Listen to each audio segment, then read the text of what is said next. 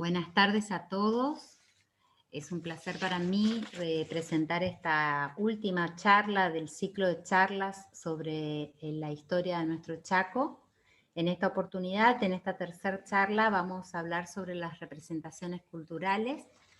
Vamos a tener como expositores a Mariana Giordano hablando de las expresiones artísticas del Chaco a partir de 1960, a Fabio Echarri sobre el Museo de Resistencia, y a María Silvia Leoni, que nos va a hablar sobre el campo cultural y los espacios de formación superior en el Chaco. Así que vamos a comenzar con Mariana Giordano. Mariana es investigadora principal del CONICET, profesora titular de Historia del Arte de la Facultad de Humanidades de la Universidad Nacional del Nordeste. Es académica delegada por el Chaco en la Academia Nacional de Bellas Artes. Ha publicado numerosos libros y artículos sobre la historia del arte y cultura visual del nordeste argentino y de las zonas adyacentes. Así que, Mariana, te escuchamos y somos todos oídos.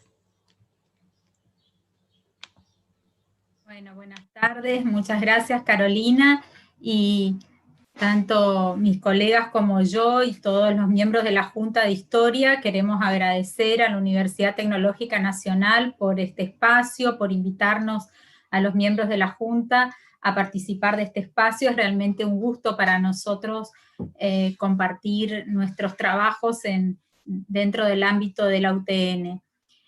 Un poco lo que yo quería comentar en estos minutos y compartir con ustedes tiene que ver con caracterizar un poquito el campo artístico chaqueño y particularmente el de Resistencia en la década del 60, en esta década en la cual va a surgir la UTN y que va a haber un movimiento significativo que también María Silvia va a abordar en el campo cultural, y dentro del campo cultural el artístico y particularmente las artes visuales, que son las que yo más he trabajado. Entonces, voy a hacer como referencia a también algunos antecedentes que se fueron dando en décadas anteriores, de la relación del artista con la comunidad, de las redes que comienzan a conformarse y de las instituciones artísticas, y también algunas de las respuestas sociales que comienzan a darse en los 60 en el Chaco. Perdón, se había silenciado, tuve un problemita.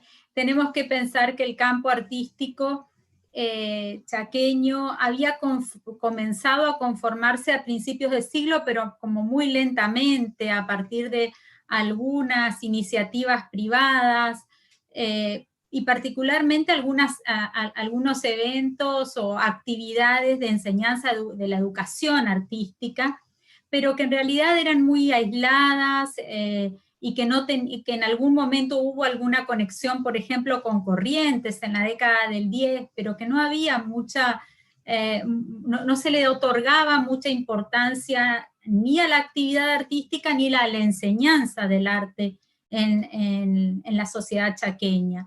De hecho, en los periódicos de la época hay muchas notas de opinión donde aparecen muchas veces estas cuestiones y donde se alude a la sociedad chaqueña como una sociedad fenicia, es decir, una sociedad que le interesaba mucho el comercio, la actividad comercial, y que dejaba de lado aquellos intereses del espíritu, como se decía en ese momento, aquellos vinculados al ámbito de la cultura y del arte.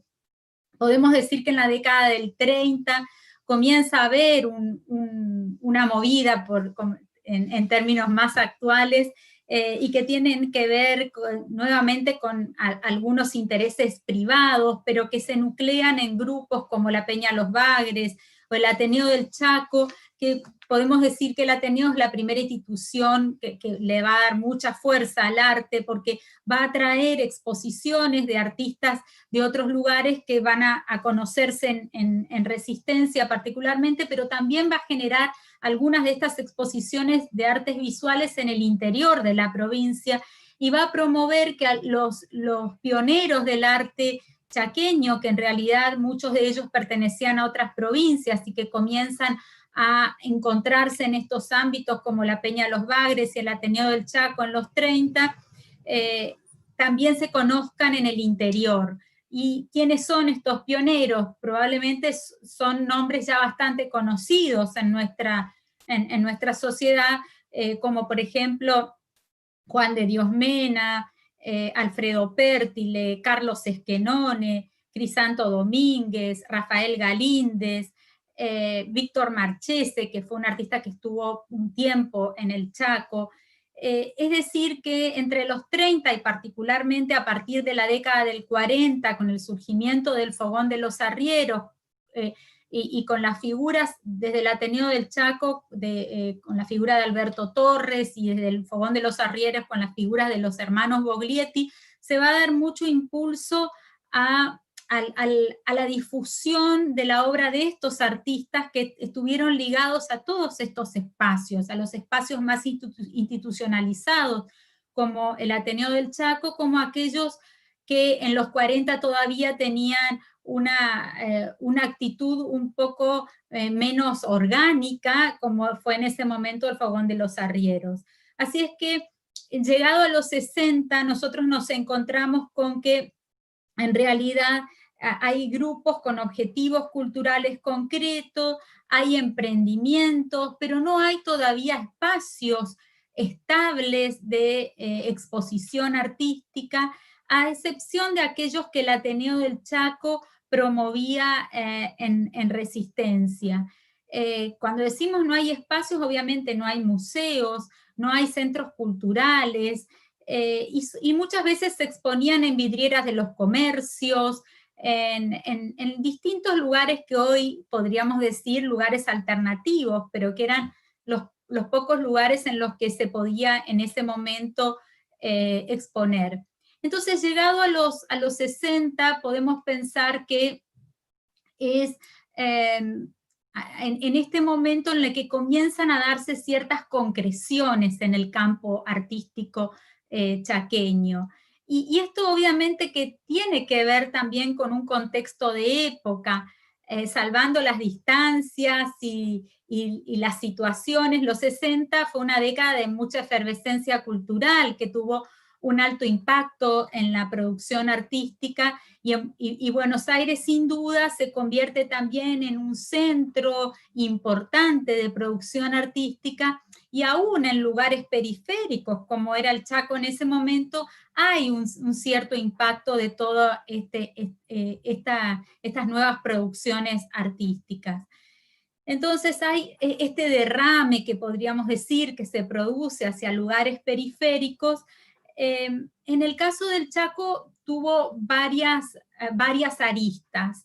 Por un lado, debemos tener en cuenta cuestiones institucionales. A fines de los 50, en el 57 se crea por primera vez la Dirección de Cultura de la provincia del Chaco, y fue Hilda Torres Varela, que estaba ligada al Fogón de los Arrieros, justamente la primera directora, si bien estuvo un año prácticamente. Digamos que se está jerarquizando el ámbito de la cultura, y de ahí entonces también la producción artística. Y también se crea en el año 1959 la Academia de Bellas Artes. Como director en ese momento estuvo Mauro Glorioso, que era un artista cordobés que estuvo en ese momento en este cargo directivo y organizativo, digamos, de la Academia de Bellas Artes. Y también se crea en el año 1958, en el contexto de la reciente creada Universidad Nacional del Nordeste, el Taller de Artes Visuales, que lo tuvo como organizador y director a Carlos Esquenone. Estas dos instituciones, si bien tuvieron perfiles diferentes en cuanto a sus planes, a sus objetivos, de algún modo estuvieron cubriendo un espacio más institucionalizado de formación docente en el caso de la academia, y de promoción de la práctica artística, más específicamente por la planificación de taller que tenía el Taller de Artes Visuales de la universidad. Y sin duda estos espacios también generaron que la formación de artistas locales, muchos de ellos que incluso hoy siguen produciendo, porque pensemos, por ejemplo, en Fabriciano Gómez, Humberto Gómez Loyo, ellos han surgido de estas instituciones, ¿no? Que se crean a fines de los 50, pero que tienen una proyección en los 60 y de ahí en adelante.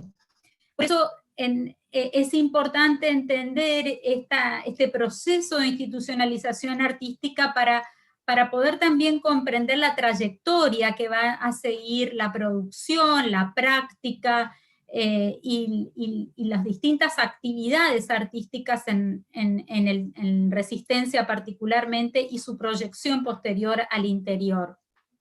Pero también a principios de los 60, lo que es necesario remarcar, que le va a dar un perfil, que va a crear una marca incluso en Resistencia, es la actividad promovida por el Fogón de los Arrieros, que fue lo que ellos denominaron el Plan de Embellecimiento Artístico de Resistencia. Este plan, que fue un plan orgánico y de algún modo marca una nueva etapa en el Fogón de los Arrieros, que pasa de ser un ámbito cerrado a determinados amigos y artistas que se nucleaban en este espacio, a un intento de apertura al ámbito ciudadano, se caracterizó particularmente por lo que hoy conocemos, por el emplazamiento de esculturas en el ámbito urbano de Resistencia. Esculturas y murales, porque también los murales de la Plaza Central de Resistencia y el mural de Petoruti, que se encuentra en la Casa de Gobierno, integraron este plan de embellecimiento de Resistencia.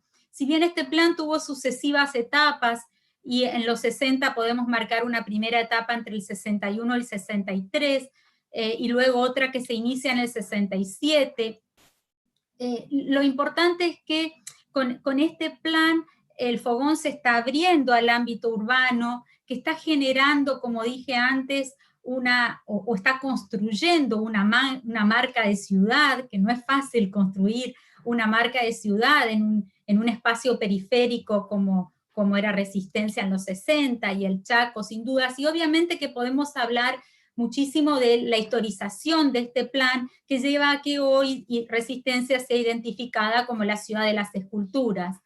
Como dije, el Fogón estuvo adelante de dos momentos de ese plan, en el 61 y luego el 67 hasta el 70 y tantos, y luego hay otro momento que va a estar a cargo de comprobar la Comisión para la Promoción Artística de Resistencia, que a la vez va en el 88 va a organizar el primer concurso de esculturas en madera, que es el antecedente de las actuales bienales, ¿no? Y recién a partir del 91, la Fundación Urunday es la que va a llevar adelante las dos actividades, el emplazamiento de esculturas en la ciudad y la organización de estos eventos que primero fueron anuales, los concursos, y posteriormente se transformaron en bienales.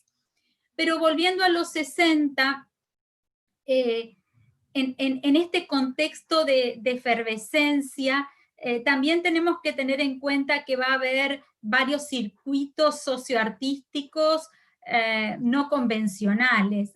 Dijimos, había algunos más o menos convencionales, como la Sala del Ateneo del Chaco, el Fogón de los Arrieros o el Club Social, y otros no convencionales como bares, agencias de turismo, diversos comercios como la Casa Olegario, CIMAT, el edificio Olivetti, el Cine Terraza Chaco, la sala de agencia local del diario Clarín, sanatorios, clubes, asociaciones de inmigrantes como la Asociación Española, la Italiana, la Alianza Francesa, que se van a convertir en espacios de exposición, a los que obviamente se van a sumar espacios institucionales como el Salón de Actos de la UNE, la Biblioteca Rivadavia, Avellaneda, Herrera, escuelas, y sin duda es un ámbito que muchos, los que tenemos algunos años, también recordamos, un ámbito muy significativo que fue la pérgola de la Plaza 25 de Mayo de Resistencia. y esto también se enlaza luego con el primer concurso de escultura y los primeros concursos que se hacían en la Plaza Central de Resistencia.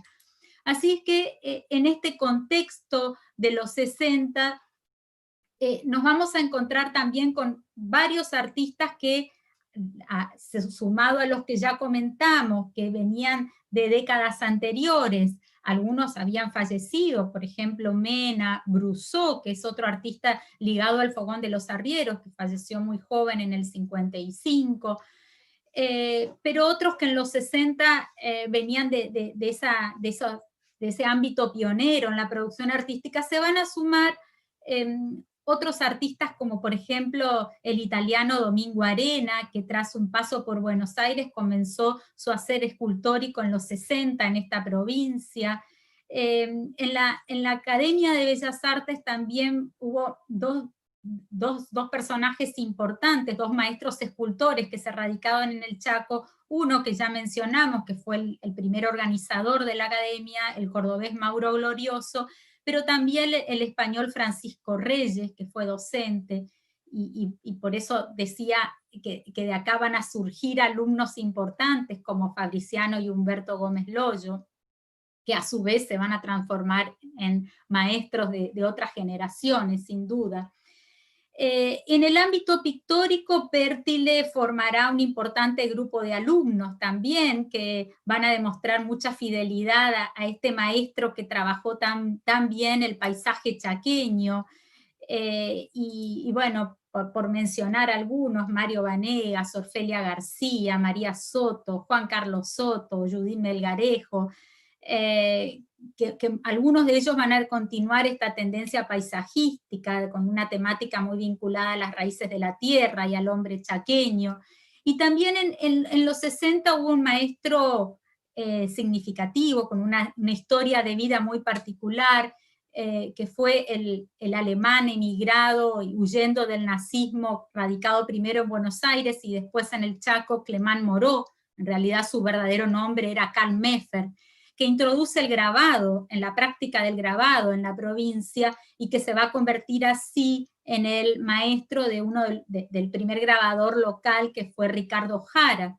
Obviamente que después a la práctica del grabado, en los 80 se van a incorporar otros artistas, particularmente Beatriz Moreiro, que va a venir de Buenos Aires y se va a radicar en el Chaco.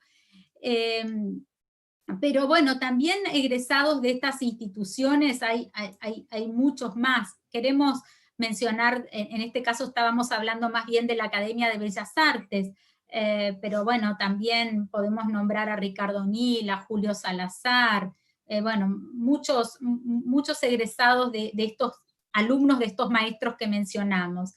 En el caso del taller de artes visuales, también en el caso, habíamos mencionado a Carlos Esquenone, pero luego va a ocupar otro artista cordobés radicado en el Chaco, en Resistencia, Edi Torre, quien se va a convertir en el director del taller de artes visuales, y van a egresar de esta misma institución otros alumnos que también se van a convertir a posterioridad como docentes y artistas muy reconocidos del medio: Oscar Sánchez Kelly, Rodolfo Esquenone, Susana Geraldi, Víctor Ricardone, por mencionar algunos de ellos.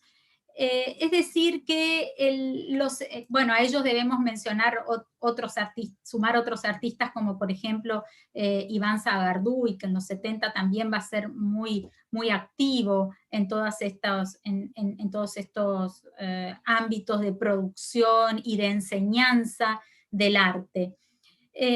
En definitiva, y para ir cerrando y darles espacio a los colegas, lo que podemos decir es que los 60 se convierte en una década central en la producción artística, en la organización de actividades que van a potenciarse en las décadas posteriores y que van a generar una trayectoria de espacios expositivos, de espacios de enseñanza artística, y de eventos como van a ser posteriormente, más adelante, los concursos de esculturas que tienen que ver con esta idea de resistencia Ciudad de las Esculturas. Bueno, creo que ahora le paso la palabra a Fabio, luego María Silvia, y al final haremos daremos un espacio para preguntas e intercambios. Exacto, Mariana. Ahora le va a tocar entonces contarnos sobre los museos de resistencia a Fabio. Fabio es profesor y licenciado en Historia, magíster en Museología, magíster en Gestión y Auditoría Ambiental, magíster en Dirección de Recursos Humanos, diplomado en Gestión Cultural, diplomado en Gestión del Patrimonio Inmaterial, profesor titular de la Cátedra Gestión de Políticas e Instituciones Culturales y Museología de la Facultad de Artes, Diseño y Ciencias de la Cultura de la Universidad Nacional del Nordeste. Fabio, te escuchamos. Bueno, buenas tardes. Quiero agradecer a la Universidad Tecnológica Nacional por habernos brindado este espacio y a la Junta de Estudios Históricos del Chaco por haberse sumado al mismo. Bueno, yo me voy a referir a los museos de resistencia en base a un trabajo que hicimos con el profesor Iturriós, un trabajo de campo, de investigación, de relevamiento, entre los años 2017 y 2019. Pero bueno, debo retrotraerme un poquito, hablar un poco de lo que son los museos del Chaco primero, para luego tomar como base los museos de la ciudad de resistencia. ¿Cuántos museos existen en la provincia del Chaco? Es una pregunta que nos hacíamos nosotros antes de comenzar la investigación. Bueno, pues registrados como museos hay actualmente 36 en la provincia del Chaco. 9 de estos museos son municipales, 2 son de gestión mixta municipal-privada, 2 son museos universitarios, 9 son museos pertenecientes al Instituto de Cultura, de los cuales 2 son cogestionados por municipios, 3 son museos de otros organismos estatales y 11 son museos privados. La pregunta que nos hacemos es si son muchos 36 museos o son pocos. Bueno, eso quedará a criterio de cada uno, pero comparativamente, para que tengamos una idea, en Corrientes, en la provincia de Corrientes, existen actualmente más de entre 80 y 85 museos que están en actividad. Es decir, que el Chaco tiene hoy aproximadamente un 40% de la cantidad de museos que tiene la provincia de Corrientes. En cuanto a la ciudad, tanto de Corrientes como Resistencia, estamos más o menos igualados, pero también existen algunas diferencias que luego señalaremos. Es necesario que hagamos un poco de historia, ¿no? De cómo surge, de cómo fue la política museológica en las últimas 2 décadas en la provincia del Chaco. Yo tengo que decir que en el año 1995, cuando se asume una gestión cultural que va a tener continuidad por 12 años en nuestra provincia, algo inédito desde Yolanda Pereno de Elizondo no ha habido otro caso como el de Marilyn Cristofani en cuanto a continuidad y políticas culturales desarrolladas en un periodo determinado. En ese momento existían 3 museos que dependían de la entonces Subsecretaría de Cultura que estaban asentados en la ciudad de Resistencia. Ellos son el Museo de Ciencias Naturales Augusto Schultz, el Museo de Bellas Artes René Brusseau y el Museo del Hombre Chaqueño. A partir de ese año, en 1995, se gestó lo que yo digo una política cultural, la llamo yo mismo, como agresiva, ¿no? en cuanto a la creación de museos, reapertura de otros museos y también de protección del patrimonio cultural de todos los chaqueños. ¿Por qué digo esto? Bueno, se crearon los siguientes museos. El Museo Casa y Jardín Augusto Schultz de Colonia Benítez, luego de haber expropiado la casa que pertenecía al eximio botánico chaqueño Augusto Schultz, luego el Museo Histórico Regional de la Isla del Cerrito, habiendo acondicionado previamente un edificio histórico, el sitio histórico y Museo Luis Geraldi, que se puso en valor una de las casas de las propiedades de uno de los inmigrantes que arribaron a Resistencia a principios del siglo pasado, del siglo anterior, ¿no? Del siglo XIX. El sitio, también el Museo de Medios de Comunicación, se abrió durante ese periodo, en el año 99, cuando luego de la expropiación del edificio que pertenecía, emblemático edificio del diario El Territorio, se abrió el Museo del Cooperativismo en la localidad de María Granita, Belén, y el Museo Histórico Carlos Hardy de Las Palmas. Pero además de esto, hay que tener en cuenta que se consiguió un edificio propio para el Museo del Hombre Chaqueño, se reacondicionaron sus colecciones, un museo emblemático para nuestra historia que deambulaba de espacio en espacio durante los periodos anteriores. También se reabrió el Museo Ichalai, que había estado cerrado durante muchos años, y se lo pasó a la órbita de la Subsecretaría de Cultura.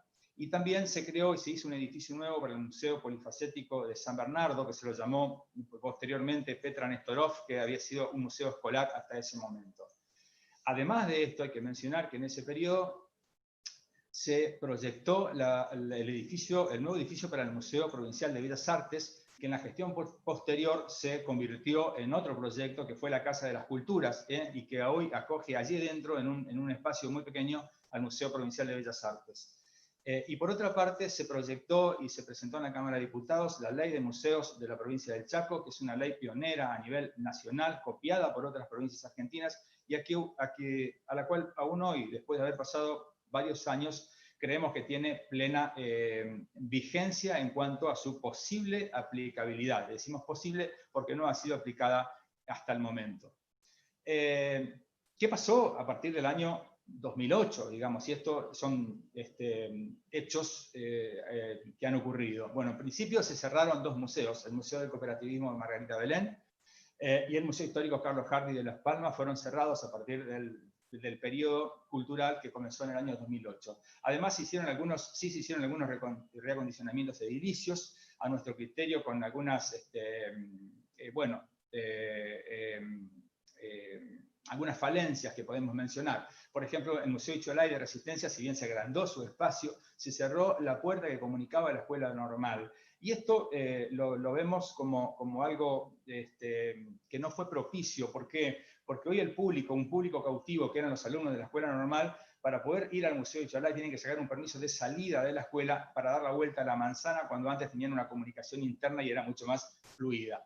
En segundo lugar, también se reacondicionó la Casa Museo Augusto Sul de Colonia Benítez, reemplazando los pisos originales, por ejemplo, por mosaicos calcáreos, lo cual nos parece un despropósito, porque lo ideal hubiera sido que se reacondicionaran los pisos originales. Y también, sí, con buen criterio, bueno, se reacondicionó el chalet Ferrando, se lo restauró, se lo puso en valor, pero inentendiblemente, en lugar de hacerse cargo de la provincia o convertirlo en un museo municipal, lo que se hizo con el chalet Ferrando fue entregárselo a una asociación civil, que es la que actualmente lo gestiona. Bueno, en la ciudad de Resistencia, este es un panorama de lo que pasó y lo que pasa en la provincia del Chaco en los últimos años. Concentrándonos en la ciudad de Resistencia, tenemos que decir que existen 17 museos, aproximadamente la misma cantidad de museos que en la ciudad de Corrientes.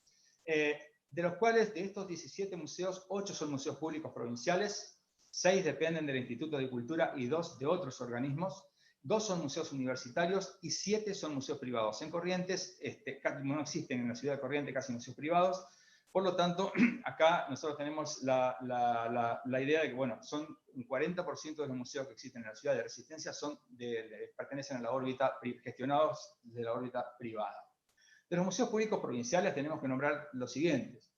El Museo Histórico Icholay, que funciona en la calle Necochea 456, una superficie pequeña de 250 metros cuadrados, creado en el año 1950 como un museo escolar, que pasa a la órbita de la Subsecretaría de Cultura en el año 2000 y cuyas instalaciones se reformulan en el año 2013. Posee una rica y variada colección que realmente ya excede un poco el espacio físico en el que se encuentra. El segundo museo que mencionamos de la ciudad es el Museo de Ciencias Naturales Augusto Sul, funciona en lo que fue la ex estación del ferrocarril Santa Fe, en la calle Pellegrini 802. Es un museo, está en la estación que está declarada Patrimonio Monumento Histórico Nacional. Y al ser Monumento Histórico Nacional, el Estado provincial no puede intervenir en el edificio y no se gestiona para que se pueda ser intervenido correctamente, de tal manera que no se encuentra actualmente en muy buen estado. Yo diría que más bien en bastante mal estado de conservación el edificio en su parte interna, en sus interiores, y eso hace peligrar notablemente las colecciones que atesora el museo. Por otro lado, bueno, tenemos el Museo de Bellas Artes René Brusseau, que ya lo he mencionado, funciona en Alvear al 90, lo que es la Casa de las Culturas, pero se ubica nada más que en el tercer piso, en un espacio, en una porción del tercer piso y en una porción de la planta baja. Con esto nosotros creemos que quita una identidad propia al museo y funciona en un edificio que no está adaptado para ser un museo moderno. El cuarto museo de la ciudad de Resistencia, y que pertenece al Instituto de Cultura, es el Museo del Hombre Chaqueño. Se ubica en Juan B. Justo 280, una superficie de 400 metros cuadrados, es decir, es pequeño. Posee valiosas colecciones que testimonian nuestra historia y nuestra identidad, pero realmente también creemos que en este momento el espacio físico que lo contiene es demasiado pequeño para la colección que atesora. En quinto lugar tenemos el sitio histórico, el Museo Luis Geraldi, que está ubicado en la calle Santa Fe al 3100 de Villa Elba, es decir, aproximadamente a unos 4 kilómetros del centro de la Plaza 25 de Mayo. Una superficie cubierta de 223 metros cuadrados, pero tiene un gran área verde de 977 metros cuadrados. Bueno, funciona en una antigua casa restaurada del inmigrante Luigi Geraldi y fue inaugurado en el año 1999. Seguimos con el Museo de Medios de Comunicación, también dependiente del Instituto de Cultura, funciona en Pellegrini 213, una superficie de 900 metros cuadrados. Fue creado en el año 99 con el fin de testimoniar la historia de los medios de comunicación del Chaco. Tuvo un guión en ese momento que seguía el proceso de fabricación de un periódico, pero que fue alterado en gran medida a partir del año 2008. El estado general del edificio es bastante precario, presenta algunas falencias y eso también hace peligrar sus acervos, sus colecciones. Seguimos con el Museo Histórico Policial, ya depende del Ministerio de Gobierno, de la Policía del Chaco, con una colección riquísima. Funcionó durante muchos años en un edificio histórico declarado Patrimonio Cultural del Chaco, en la calle Julia Roca 233, que fue sede de la gobernación entre 1924 y 1963. Las malas condiciones del edificio hicieron que primero se tuviera que cerrar el museo al público y luego trasladar las colecciones, y hoy simplemente se limita a hacer muestras temporarias en aquellos espacios que les pueden ser cedidos en determinadas épocas del año.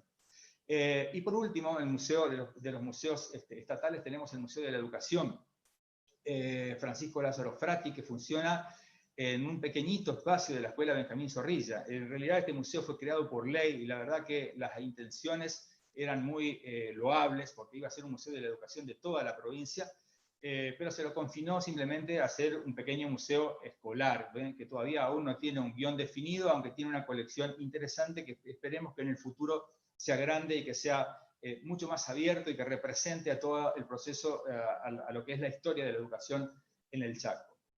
Bueno, en la Universidad Nacional del Nordeste tenemos dos museos. El Museo Regional de Antropología Alfredo Martinet es el primero que tenemos que mencionar, que se encuentra dentro de la Facultad de Humanidades, con una colección muy rica, un acervo que proviene principalmente de las excavaciones realizadas en las ruinas del kilómetro 75, lo que fuera la antigua ciudad de Concepción del Bermejo, pero también es un espacio que lo consideramos pequeño, no tiene vinculación con el exterior, o sea, hay que entrar a la Facultad de Humanidades para poder ingresar al museo, y está rodeado de oficinas dentro del mismo predio de la sala de exposiciones, y no cuenta con un personal estable. Creemos que es necesario dotarlo de mayor presupuesto, brindarle un espacio mayor y también la posibilidad de que tenga mayor cantidad de personal disponible para poder atender las necesidades del mismo. Y luego el Museo del Instituto de Medicina Regional, a pocos metros del Museo Regional de Antropología, en realidad es una pequeña sala de exposiciones, pero muy bonito, un espacio que se recuperó cuando se puso en valor el edificio y que por lo menos tenemos que reconocer, aunque no tenga personal dedicado a la museología allí, que bueno, rescatamos que el personal que allí trabaja se preocupó en preservar parte de la historia del propio edificio de la institución de medicina regional, y lleva el nombre de uno de su fundador, que fue Cecilio Romaña. En cuanto a los museos privados, en Resistencia existen 7, el primero de ellos ya se refirió Mariana Giordano, habló muy bien de él, que es el Fogón de los Arrieros, considerado un museo y que se comporta como un verdadero centro cultural polivalente, constituye un sitio emblemático en la ciudad de Resistencia, y no me voy a referir más porque ya Mariana lo explicó perfectamente bien. Funciona en Brown al 355 y fue inaugurado el edificio, que es donde está actualmente, en 1955. El segundo que menciono es el Museo del Títere Tibi, es un museo familiar de la familia Iturriós, fue creado en el año 2001, posee una colección muy valiosa de más de 1.500 títeres de todas partes del mundo. Se ubica en media 547, aunque su superficie de exposición es muy pequeña, resaltamos la importancia de que se mantiene activo con funciones de títere brindadas semanalmente. El Museum, que es el otro que sigue, el tercer museo de los que estoy nombrando, de los museos privados, el Museo de las Esculturas Urbanas del Mundo. se inauguró en el año 2006 con un proyecto de la Fundación Urunday, en el predio del Domo del Centenario de la Ciudad de Resistencia. El museo está conformado por 7 sectores en total, y que componen una exposición, un total de espacio expositivo de 8.700 metros cuadrados, casi una hectárea, porque estamos considerando el Gran Parque de las Esculturas, que tiene la particularidad de ser el único espacio expositivo museológico en la ciudad que puede ser visitado los 365 días del año y las 24 horas del día. Seguimos con el Museo Histórico del Peronismo Chaqueño. Es museo histórico, bueno, funciona en la sede del Partido Justicialista de la provincia del Chaco, fue inaugurado en el año 2010, pero hubo una segunda reinauguración el 17 de octubre del año 2015, y su misión es clara, es la de recuperar parte de la historia del peronismo chaqueño. Su superficie de exposición es muy pequeña, es de apenas 46 metros cuadrados, pero utiliza las instalaciones del Partido Justicialista del Chaco para poder realizar distintas actividades como presentaciones de libros, utilización de la biblioteca, proyecciones, etc. En quinto lugar mencionamos el Museo Malvinas Chaco. Yo siempre suelo destacar este museo porque se formó con el esfuerzo de nuestros excombatientes. La asociación pertenece a la Asociación de Veteranos de Guerra 2 de Abril, fue inaugurado en el año 2013, con la misión de testimoniar la gesta histórica de Malvinas y mantener viva la memoria de los excombatientes chaqueños. Funciona en un local propio, perteneciente a ellos mismos, en las instalaciones de la asociación, con una superficie expositiva de 80 metros cuadrados. Luego tenemos el Museo de Museo de las Esculturas Humberto Gómez Loyo, que también es un museo, fue inaugurado en 2016 con la misión de perpetuar la obra escultora del artista mencionado. La superficie expositiva es de 155 metros cuadrados y la superficie total, con todo el terreno y el espacio verde, es de unos 600 metros cuadrados. Y por último, el último museo privado que tenemos que mencionar es la Casa Museo Fabriciano, inaugurada en 2017, con la misión de conservar, exhibir y difundir la vida y obra del gran artista chaqueño Fabriciano Gómez, reconocido por todos nosotros, de alcance internacional. Se ubica en Julio Roca, 1741, y una superficie expositiva de 600 metros cuadrados, con 6 espacios o salas perfectamente definidos, porque es la propia casa donde hoy todavía habita Fabriciano, y se posee una sala de proyección llamada sala de frío, con una capacidad para 16 personas. Muy bien, concluyendo, ¿qué podemos decir nosotros sobre los museos del Chaco en general y de Resistencia en particular? En principio, que la gestión, a partir del 2008, nosotros creemos que ha habido una interrupción abrupta en una política museológica provincial que ya tenía 12 años de aplicación en ese momento. ¿Qué pasó? ¿Por qué decimos que hubo una ruptura de esa política? Bueno, se produjo el cierre de museos, hubo una falta de mantenimiento edilicio general en casi todos los museos de la provincia, y los dependientes del Instituto de Cultura y del gobierno de la provincia haciendo hincapié en ello. Hubo un desmantelamiento de los equipos técnicos que trabajaban en los museos y de los profesionales de los museos, y desplazamiento de personal. Muchos de los trabajadores de los museos a partir del 2008 fueron trasladados a otras instituciones culturales, y hubo un gran deterioro en las colecciones.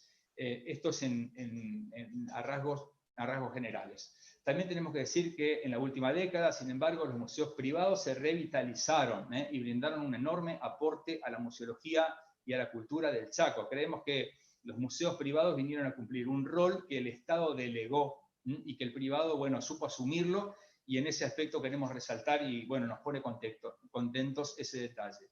Por otro lado, tenemos que decir también que la Ley de Museos, sancionada en el año 2008, la Ley 6.201, y que luego fue ratificada por la Ley de Creación del Instituto de Cultura del Chaco, nunca fue aplicada en casi ninguno de sus puntos. Es decir, la mayoría de los museos del Chaco, sobre todo los oficiales, que es obligatorio que la cumplan, no tienen, por ejemplo, un inventario completo de toda su colección. No saben en qué consiste su acervo y el estado en que se encuentran sus propias colecciones. Bueno, lamentamos esto. También otro detalle es que los responsables de los museos, no podemos llamarlos directores porque no existe un organigrama funcional en los museos del Chaco.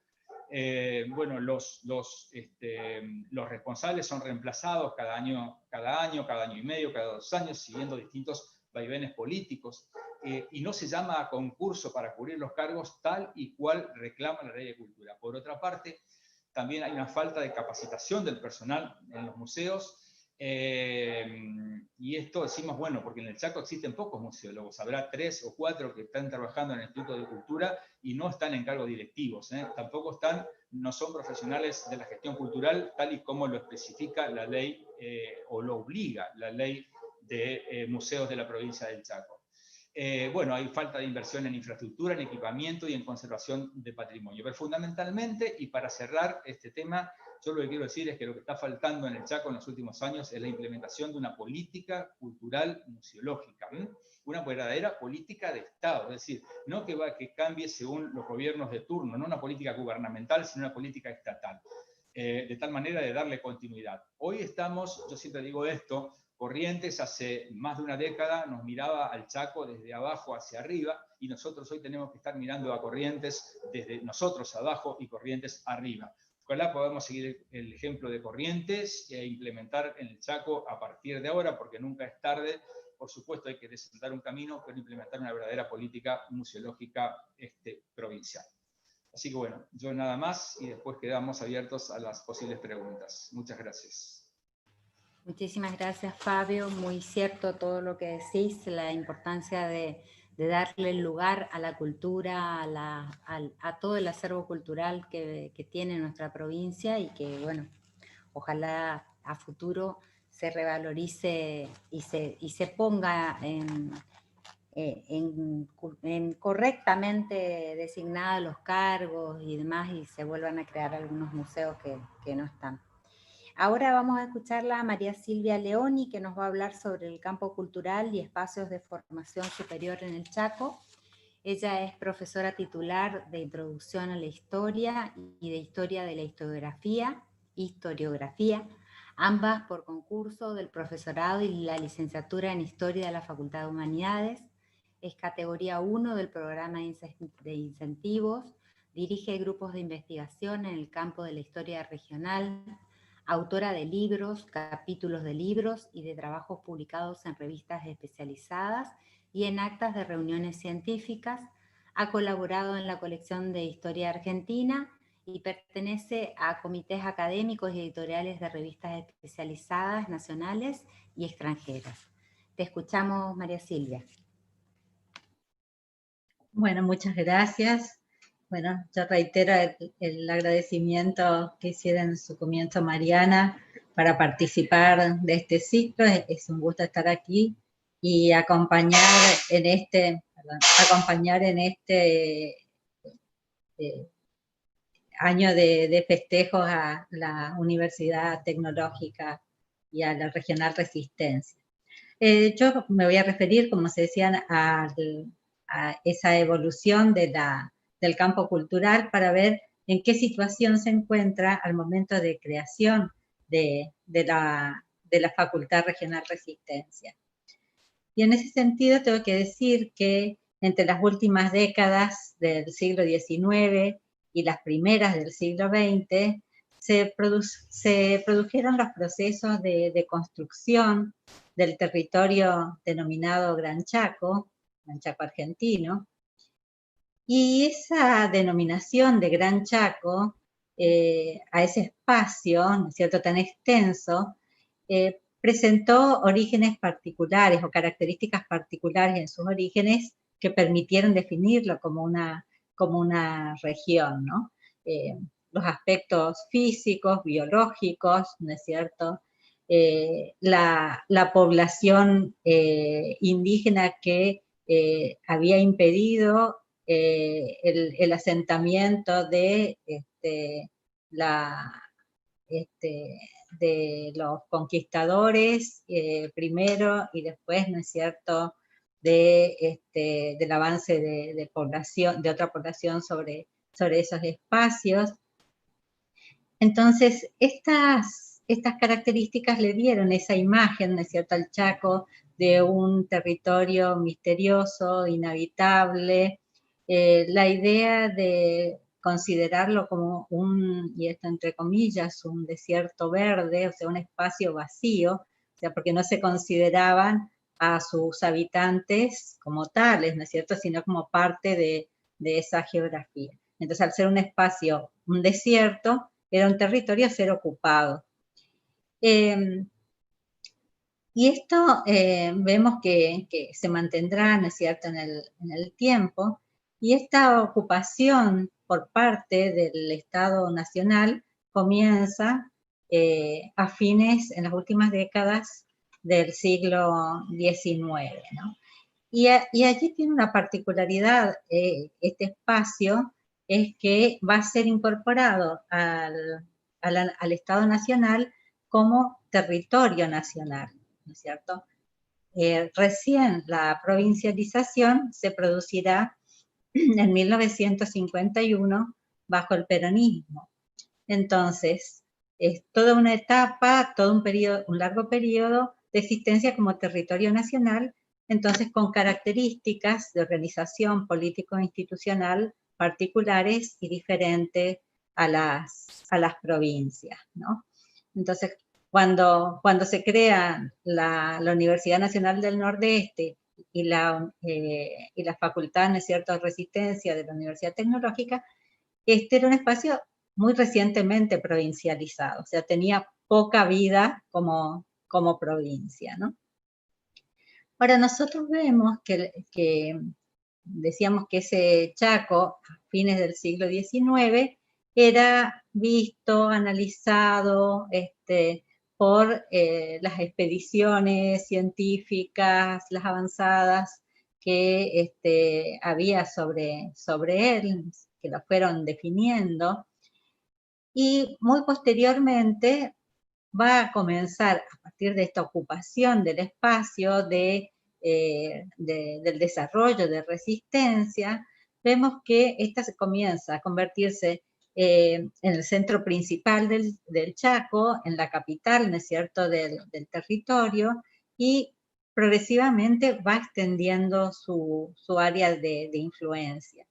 Y es en esta ciudad donde inicialmente se estructura un campo intelectual, ¿no es cierto?, que busca tratar de darle una identidad, ¿no es cierto?, al Chaco, de hacer esto que señalaba Mariana, ¿no es cierto?, de transformar esa imagen de moderna Fenicia, o sea, de un espacio que únicamente en el que se radicaban aquellos que querían hacer la América, ¿no?, esta idea de un Far West argentino.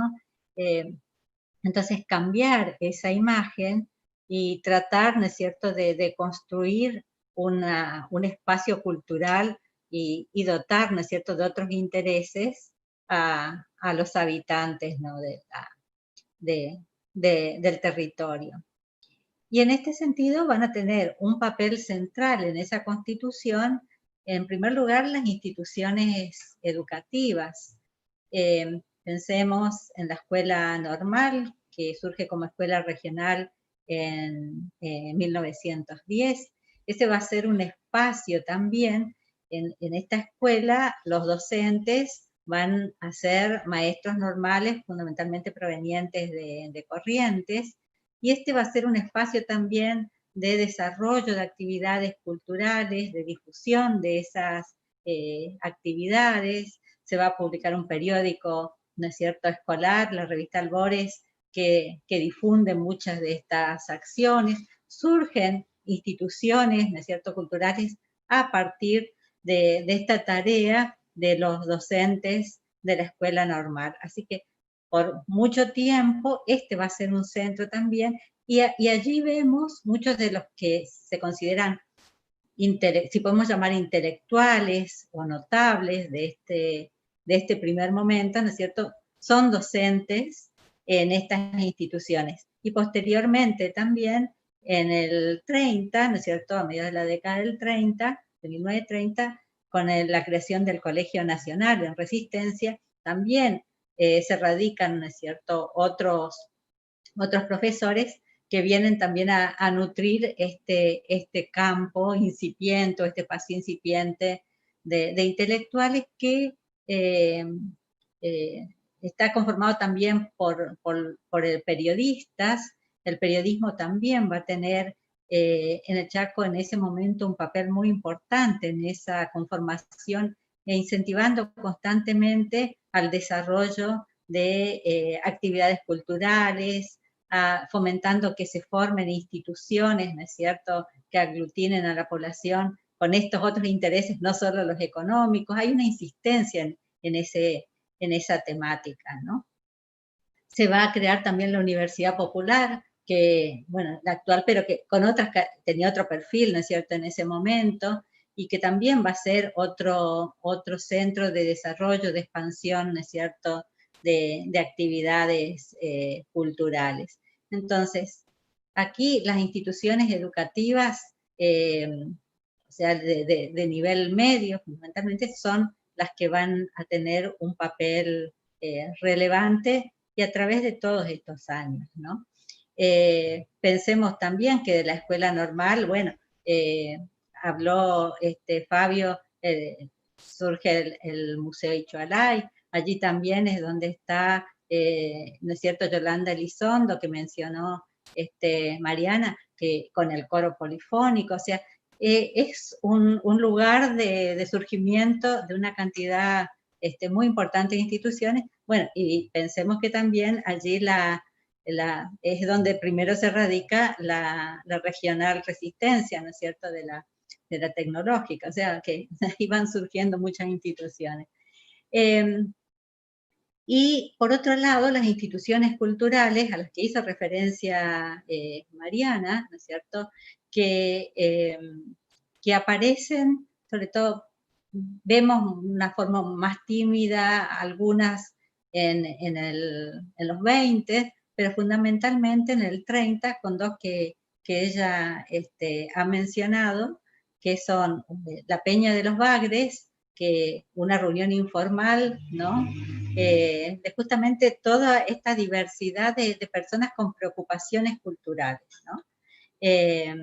Que ya sea que les interesaba la literatura, el arte, pero también con mucha inquietud de llevar eso, de promocionar eso, y desde los periódicos también se los va a incentivar a que se organicen de alguna forma más institucional.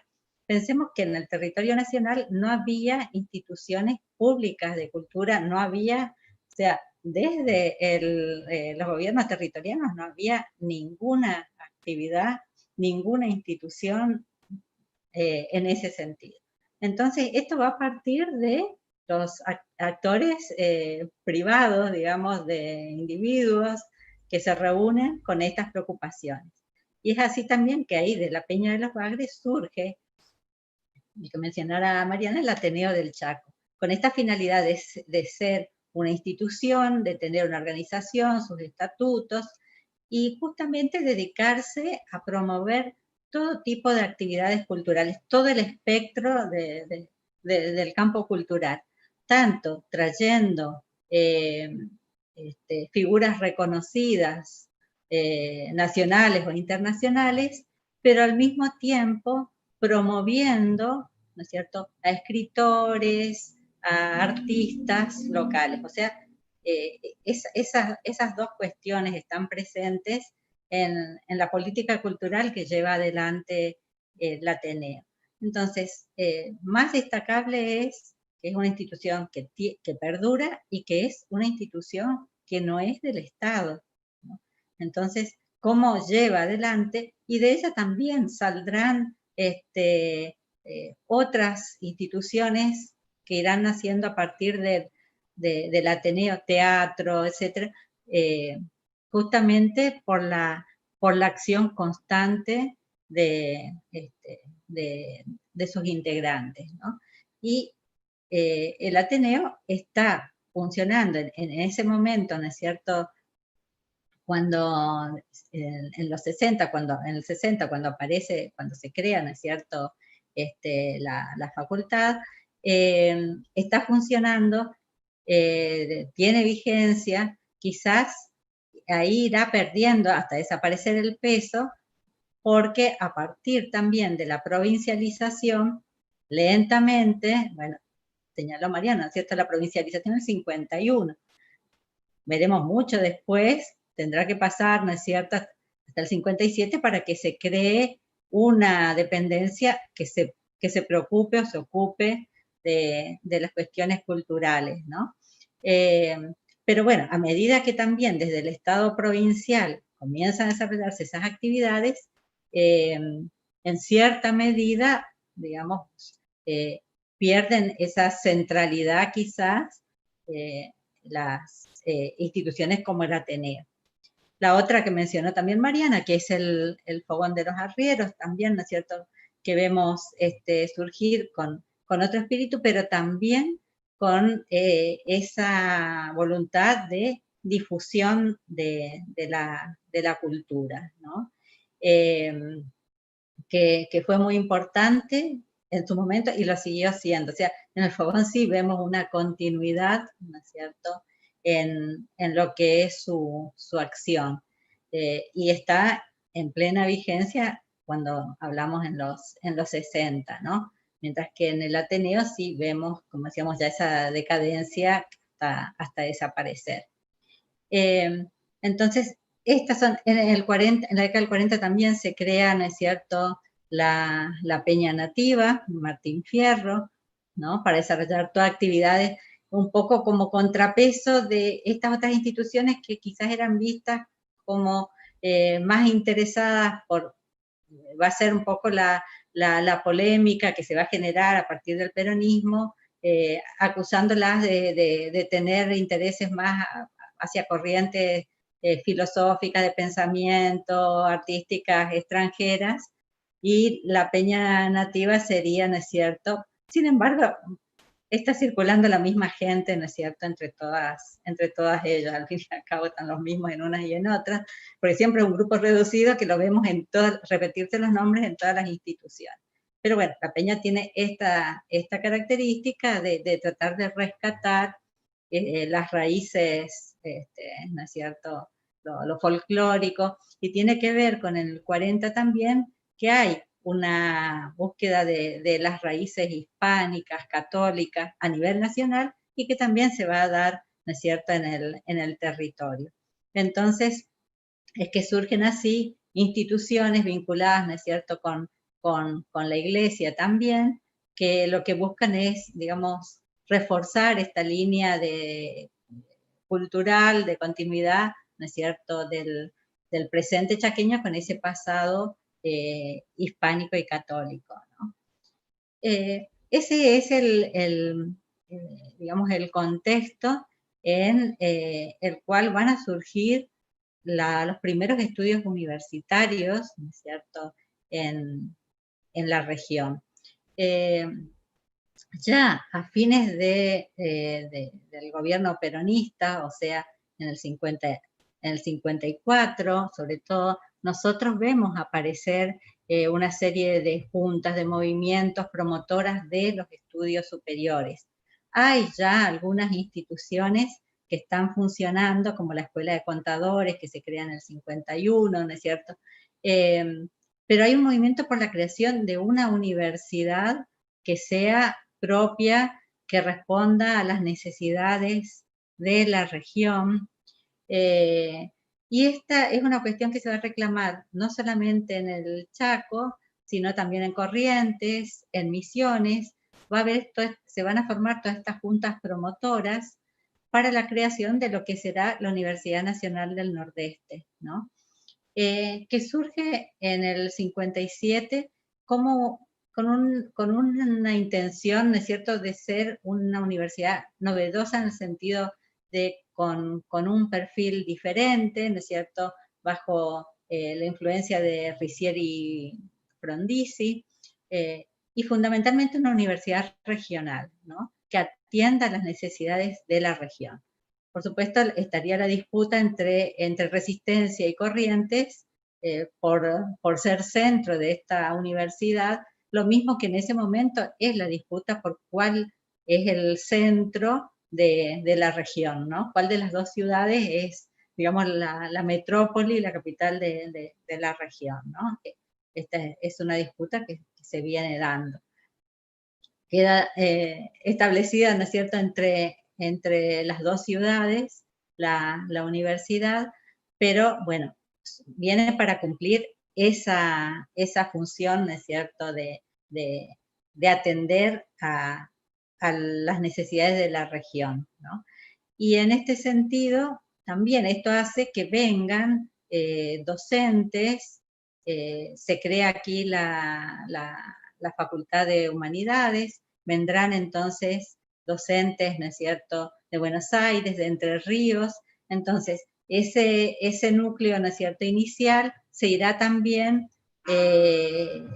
digamos, completando con estos docentes, ¿no es cierto?, recién llegados para la nueva facultad. Y también hay la creación de lo que es la Secretaría de Extensión de la universidad, ¿no es cierto?, una dirección, después Secretaría de Extensión, que allí vemos a varias de las figuras también que ya venían actuando antes, que aparecen allí, como Guido Miranda, por ejemplo, que va a tener una actividad fundamental en la difusión también de las actividades culturales. Por eso también es que decía que el Ateneo es como que va perdiendo fuerza porque van apareciendo estas instituciones. La Dirección de Cultura de la provincia, esta secretaría con mucho movimiento, ¿no es cierto?, en ese sentido. Entonces, creo que el surgimiento, como para ir cerrando, ¿no es cierto?, el surgimiento de la facultad regional, ¿no es cierto?, se da en este contexto de un desarrollo cultural también importante, y surge también a partir de estas iniciativas que habían dado lugar a la UNE, a la Universidad Nacional del Nordeste, y también vemos que son actores que participaron de esta gesta de la UNE, también, ¿no es cierto?, interviniendo para pedir y para promover la creación de la facultad, ¿no es cierto?, de la Regional Resistencia. Entonces, es un ambiente cultural muy rico que ya está conformado en ese momento, y es en ese ambiente en el que se inserta esta nueva facultad. Muchísimas gracias, María Silvia. Muy rico y aparte muy interesante escuchar sobre la historia de nuestra facultad, que si bien la conozco es lindo compartirla con el resto. Les transfiero una pregunta del chat que dice, supongo que a Fabio, pero no sé, las tendencias de crear museos temáticos en las localidades chaqueñas atenta contra la perspectiva de una identidad provincial y regional. Lo formulan como una pregunta. Tenés silenciado el micrófono, Fabio. Perdón. No, al contrario. Yo creo que es importantísimo, que es necesario que cada una de las localidades del Chaco pudiera tener su propio museo. Así hay algunas que lo tienen, el caso de Charata, Las Breñas, Sáenz Peña tiene 3 o 4 museos. Creo que las identidades locales son muy importantes y que la suma de las identidades locales forman parte de la identidad, de toda una identidad que es la identidad chaqueña. Entonces yo creo que eso es... Es más, creo que la política museológica provincial tiene que tender a fomentar la creación de museos locales. Algunas localidades existen y creo que lamentablemente en Resistencia, justamente hablando de los museos de Resistencia, yo siempre hago esta crítica, digo, ¿cómo puede ser que Resistencia no tenga un museo propio que muestre su propia historia, su cultura, etcétera? Creo que es una de las... No sé si no es la única capital del país que no tiene un museo que refleje su propia historia.